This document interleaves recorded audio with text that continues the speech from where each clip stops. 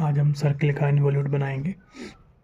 Circle का involute बनाने के लिए हमने डाया लिया है 40 mm। तो हम एक 40 mm डाया का एक सर्किल बनाएंगे और उसके 12 या 8 इक्वल पार्ट करेंगे।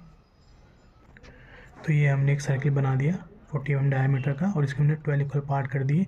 अब इसके बाद ये जो इसका 12 वाला पॉइंट है, जो इसकी वर्टिकल लाइन है इसकी, यहाँ से हम परिधि के बराबर एक लंबाई खींचेंगे, परिधि के बराबर एक लेंथ लेंगे, ठीक है, और उसके भी हम 12 इक्वल पार्ट करेंगे। तो इसकी पहले परिधि हम कैलकुलेट कर लेंगे, फिर उस परिधि के बराबर इसकी लंबाई लेंगे और यहाँ से 12 इक्वल इसके पार्ट करेंगे। तो परिधि यहाँ पर आपकी लगभग 126 mm आ गई है। तो हम यहाँ से इस 12 वाले पॉइंट से 126 mm की एक लाइन खींचेंगे और उसके भी हम बराबर 12 पार्ट करेंगे। तो जैसे आप यहाँ देख सकते हैं, हमने इस पॉइंट से ये 126 mm लंबी लाइन खींची और उसके हमने 12 इक्वल पार्ट कर लिए। अब हमने इसके जो 12 इक्वल पार्ट करें वो हम इस तरफ से नाम इसका लिखना शुरू करेंगे, 1 2 3 4 5 6 7 8 9 10 11 एंड ये 12। अब हम क्या करेंगे, इस सर्किल के हमने जो 12 इक्वल पार्ट करे थे, इन सभी पॉइंटों से हम स्पर्श लाइन खींचेंगे। स्पर्श लाइन का मतलब होता है कि इस पॉइंट से 90 डिग्री पे, इस पॉइंट से, सभी पॉइंट से 90 डिग्री के एंगल पर हम इनसे स्पर्शी लाइन खींचेंगे। तो स्पर्शी लाइन खींचने के लिए जो पॉइंट जिस भी एंगल पर है उसी एंगल पर हम प्रोट्रैक्टर को रखेंगे और वहाँ से 90 डिग्री के एंगल पर लाइन खींचेंगे। फॉर एग्जांपल जैसे दो लाइन आपकी इस एंगल पर है, तो हम प्रोट्रैक्टर को इसी एंगल पे रखेंगे, प्रोट्रैक्टर का सेंटर पॉइंट इसी एंगल पे रखेंगे और यहाँ से 90 डिग्री का जो एंगल है उस पर पॉइंट लगाएंगे और फिर स्केल की मदद से ये 90 डिग्री की हम लाइन यहाँ पर ड्रॉ करेंगे। इसी को हम क्या कहते हैं, स्पर्शी लाइन। आज से हमने सारी लाइनें सभी पॉइंटों से स्पर्शी यानी 90 डिग्री के एंगल पर हमने सभी लाइनें खींच ली। अब हम इन लाइनों को खींचने का पर्पज़ क्या है, अब यहाँ पे देखिए, ये आपका 12 पॉइंट है, ये 11, ये 10, ये 9, ये 8, ये 7, ये 6, ये 5 4 3 2 1।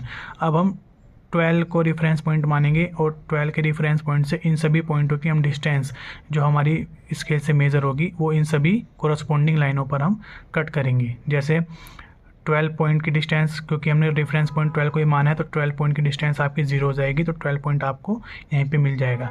इसके बाद 11 पॉइंट की डिस्टेंस आप 12 से मेज़र करेंगे, तो 12 से 11 तक की डिस्टेंस मेज़र करेंगे और 11 की जो लाइन है उस लाइन पे आप 11 के इस पॉइंट से आप उतनी डिस्टेंस को इस पर कट करेंगे। सेम एज इट इज़ 12 से 10 तक की डिस्टेंस मेज़र करेंगे। फिर आप जो 10 का पॉइंट है, 10 की जो लाइन है, ये वाला 10 का पॉइंट है और इसकी जो लाइन है, इस लाइन से आप इसको इस पर कट करेंगे। सेम एज इट इज़ 12 से 9 तक की डिस्टेंस आप मेज़र करेंगे और जो 9 का पॉइंट है, ये वाला 9 का पॉइंट है, इस 9 की लाइन पे आप इस डिस्टेंस को कट करेंगे। सेम एज इट इज़ 12 से 8 तक की डिस्टेंस आप मेज़र करेंगे और जो 8 वाली लाइन है, इस लाइन पे आप इस डिस्टेंस को कट करेंगे। सेम एज इट इज़ 12 से 7 तक की डिस्टेंस मेज़र करेंगे और जो 7 की लाइन है, इस लाइन पे आप ये डिस्टेंस कट करेंगे। सेम एज इट इज़ 12 से 6 तक की डिस्टेंस मेज़र करेंगे और 6 की जो लाइन है, ये वाली लाइन है, इस पे आप ये डिस्टेंस कट करेंगे। तो इसी प्रकार से 12 से रेफरेंस पॉइंट मान के सभी डिस्टेंस आप मेज़र करेंगे और उसकी कोरस्पॉन्डिंग लाइन पे आप उसको कट करेंगे, ठीक है। तो इस प्रकार से 12 पॉइंट को रेफरेंस मान के सभी डिस्टेंस हमने मेज़र करी और इनकी कोरस्पॉन्डिंग लाइन पे कट किया। तो इस प्रकार से आपको यहाँ पर इस 11 की लाइन पर P11 point, P10, P9, P8, P7, P6, P5, P4, P3, P2 and P1 आपको पॉइंट मिल गए। ये आपको कैसे मिले एक बार फिर समझ लेते हैं। 12 पॉइंट को हमने रेफरेंस पॉइंट माना है, यानी इस 12 पॉइंट से हम सभी डिस्टेंस को मेज़र करेंगे। ये जो हमने इसके 12 पार्ट करे थे, सबसे पहला पार्ट हमने 12 लिखा, हमने क्रॉस में लिखा, मतलब उल्टा लिखा, हमने इधर वाले को 1 दिया, इधर वाले को 2, इधर वाले को 3। जनरली हम इधर से 1 2 3 स्टार्ट करते हैं, लेकिन हमने इस बार उल्टा किया, यहाँ से हमने 1 लिखा, यहाँ पे हमने 2 लिखा और सबसे स्टार्टिंग वाले को 12 लिखा, ठीक। उसके बाद हमने इसको रेफरेंस पॉइंट माना। जैसे हमने इसको रेफरेंस पॉइंट माना तो 12 की डिस्टेंस 0 हो जाएगी, तो इस 12 वाले पॉइंट पे P12 आपको यहीं पे मिल जाएगा। फिर 12 से आपने 1 तक की डिस्टेंस, 11 तक की डिस्टेंस मेज़र करी, ये आपकी 1 सेंटीमीटर आई, तो आपने इस 11 की लाइन पे ये इस पॉइंट से यहाँ तक 1 सेंटीमीटर की डिस्टेंस को मेज़र किया और कट किया, तो आपको P11 पॉइंट मिल गया। फिर उसके बाद से 12 पॉइंट से आपने 10 तक की डिस्टेंस मेज़र करी, ये आपकी अप्रोक्स 2 सेंटीमीटर के लगभग आई और इस 10 की लाइन पे, इस पॉइंट से नीचे की तरफ इस लाइन पे 2 सेंटीमीटर की डिस्टेंस मेज़र करके कट लगाया और ये आपको P10 पॉइंट मिला। सेम एज इट इज़ 12 से 9 तक की डिस्टेंस मेज़र करी और इस 9 की लाइन पे इस पॉइंट से नीचे की तरफ डिस्टेंस को आपने कट करा तो P9 पॉइंट आपको मिला। फिर 12 से आपने 8 तक की डिस्टेंस मेज़र करी और इस 8 की लाइन पे आपने ये डिस्टेंस मेज़र करके कट किया। आप चूँकि यहाँ पे देख रहे हैं क्योंकि जो डिस्टेंस है वो बढ़ती जा रही है, तो इसी प्रकार से आप यहाँ पे देख सकते हैं ये डिस्टेंस कम थी, ये बढ़ती गई, ये फिर बढ़ी, ये फिर बढ़ी, इस तरह से डिस्टेंस आपकी इंक्रीज़ होती गई उनकी कोरस्पॉन्डिंग लाइन पे। तो अब हम इन सभी पॉइंटों को आपस में मिलाएंगे, इन सभी पॉइंटों को आपस में हम मिलाएंगे। तो आप देख सकते हैं इन सभी पॉइंटों को हमने आपस में मिला दिया, तो आपको एक कर्व प्राप्त होता है। इसी कर्व को हम सर्किल का इन्वोल्यूट कर्व कहते हैं। और जब आप इसको आगे बढ़ाओगे तो ये एग्जैक्ट आपका इस पॉइंट पे आके आपको मिलेगा। तो इस तरह से आपका ये सर्किल का इन्वोल्यूट कर्व आपका कंप्लीट होता है। एक्स्ट्रा लाइन, इन पॉइंटों से एक्स्ट्रा जो ये लाइन है इनको आप इरेज कर सकते हैं डायग्राम को और अच्छा दिखाने के लिए। इन सभी लाइनों को आप, एक्स्ट्रा लाइनों को आप इरेज कर सकते हैं और इस पॉइंट को आप यहाँ तक इसको मिला सकते हैं। तो इस तरह से आपका ये सर्किल का इन्वोल्यूट कर्व बन के तैयार हो जाता है। एक बार मैं फिर से आपको रिपीट कर देता हूँ। सर्किल का इन्वोल्यूट कर्व बनाने के लिए सबसे पहले आपने जो डाया दे रखा है उसका आपने सर्किल बनाया और उसके 12 इक्वल पार्ट करे। उसके बाद ये जो वर्टिकल इसकी सेंटर लाइन है इसके नीचे वाले परिधि के पॉइंट से आपने इसकी परिधि के बराबर परिधि आपने कैलकुलेट करी। इसकी 126 mm आई, परिधि का फॉर्मूला 2πr होता है या πd। तो वहाँ से आपने 126 mm, इस पॉइंट से 126 mm लंबी लाइन खींची। अब इसके भी आपको जितने आपने सर्किल के पार्ट करे हैं उतने ही इक्वल पार्ट करने हैं। तो आपने इस किसी भी एंगल पे यानी 30, 20, 15 से 45 डिग्री के एंगल पे आप कितने भी एंगल पे आप ये लाइन खींच सकते हैं 15 से 45 डिग्री के मध्य। ठीक है, तो आपने एक लंबी लाइन खींची है 12 सेंटीमीटर। चूँकि हमने इसके 12 ही पार्ट करने हैं तो हमने इसकी 12 सेंटीमीटर लंबी ये लाइन खींची। ठीक है, और 12 सेंटीमीटर लंबी लाइन को 1-1 सेंटीमीटर के 12 इक्वल पार्ट में डिवाइड कर दिया। तो सबसे किनारे वाले पार्ट को हमने इस 126 mm के लास्ट वाले पॉइंट से मिलाया। उसके बाद स्केल या रोलर स्केल की मदद से इन सभी की पैरेलल लाइन हमने खींची और ये हमें 12 पार्ट इसके मिल गए। अब हमने इसके 12 पार्ट जो करे हैं जनरली हम इधर से नाम देते हैं 1 2 3 4, लेकिन हमने इस साइड से इसको 1 2 3 4 नाम दिया।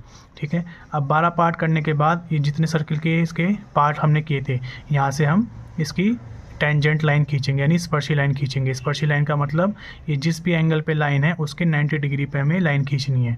फॉर एग्जांपल जैसे ये जो 1 की लाइन है, ये 1 की वाली लाइन है, सेंटर से वाली लाइन है 1 की, तो हम प्रोटेक्टर को इसी एंगल पे रखेंगे। प्रोटेक्टर को हम इसी एंगल पे रखते हुए और 90 डिग्री के एंगल पर इसकी लाइन खींचेंगे। ठीक है, तो सभी पॉइंटों से हमें इसी तरह से, जैसे ये वाला एंगल है तो प्रोटेक्टर को हमें इसी एंगल पे रखना है और एक 90 डिग्री की लाइन इस तरह से आपकी बन जाएगी। ठीक है, इसके बाद क्या करना है, ये जो आपका 12 पॉइंट आया था इस पॉइंट को आपको रेफरेंस पॉइंट लेते हुए सभी पॉइंटों की डिस्टेंस आपको यहीं से मेज़र करनी है और इनकी कोरस्पॉन्डिंग लाइनों पे उतनी डिस्टेंस आपको कट करनी है। फॉर एग्जांपल 12 का पॉइंट जो कि ये रेफरेंस लाइन पर है तो 12 का पॉइंट आपको इसी पॉइंट पे मिलेगा। उसके बाद 12 से आपने 11 तक की डिस्टेंस मेज़र करी और इस 11 की जो आपने स्पर्शी लाइन खींची थी इस लाइन पर आपने वो डिस्टेंस कट करी, तो यहाँ पर आपको P11 पॉइंट मिल जाएगा। फिर 12 से आपने 10 तक की डिस्टेंस मेज़र करी और जो ये 10 की टेंजेंट लाइन है इस पॉइंट से, 10 के इस पॉइंट से आपने वो डिस्टेंस को मेज़र किया और इस पर एक चाप लगाया तो आपको P10 पॉइंट मिल गया। सेम एज इट इज़ 12 से आपने 9 तक की डिस्टेंस मेज़र करी और 9 की इस पॉइंट से इसकी टेंजेंट लाइन पे वो डिस्टेंस आपने कट करी तो आपको P9 पॉइंट मिला।